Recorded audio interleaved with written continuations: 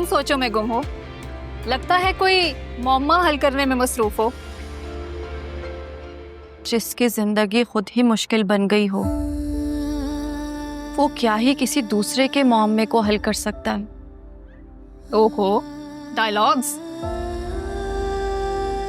Dialogues नहीं, हकीकत है। मुझे तो समझ ही नहीं आती कि इस दुनिया में आने का मकसद ही क्या है मेरा। क्या मैं सबको दुखी देने के लिए आई हूँ इस दुनिया में? क्या फजूल बातें सोच रही हो शफक? फजूल बातें नहीं है ये ज़ारा, ये सच है। अब तुम खुद देखो ना, जहां पहली शादी तय हुई थी तो बाबा चले गए, दूसरी शादी भी ठीक से निभ नहीं सकी। हुप्पो मेरी वजह से बीमार रहने लगी हैं, और मेरे यहाँ आने के बाद इस घर का माहौल कितना खराब हो गया है। हम भाभी और जारून भाई के रिश्ते में दरार आ गई है। बस या और कुछ? हर बात के लिए खुद को इल्जाम ना दो। ये सब तो ऊपर वाले के फैसले हैं। वो बेहतर जानता है कि हमारे लिए क्या अच्छा है और क्या बुरा।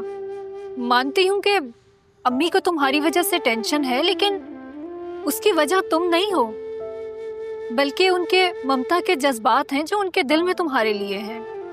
और जहाँ तक बात भाई और भाभी के ताल्लुकात की है, वो तो कभी खुशगवार थे ही नहीं, और ये बात तुम अच्छी तरह जानती हो। और जब से भाभी की मेडिकल रिपोर्ट सामने आई है, हालात और ज्यादा खराब हो गए हैं। सारा, अब तुम बताओ ना, मैं क्या करूं? इन सारे मामलात में मैं भी तो कहीं ना कहीं मौजूद हूं ना। मैं इस बात को कैसे नजरअंदाज कर सकती हूँ? अच्छा, तुम ये सब छोड़ो और मुझे ये बताओ कि तुमने अम्मी की ख्वाहिश के बारे में क्या सोचा है?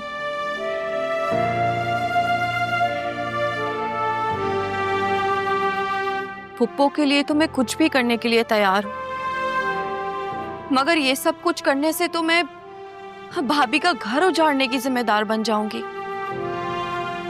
भाभी की हैसियत उस घर में वही रहेगी, ये अम्मी ने कह दिया है। शफक, तुम जानती हो कि जारून भाई की औलाद की ख्वाहिश है अम्मी को, और भाभी भी ये बात अच्छी तरह जानती हैं कि वो अम्मी की इस खुशी को पूरा नहीं कर सकते।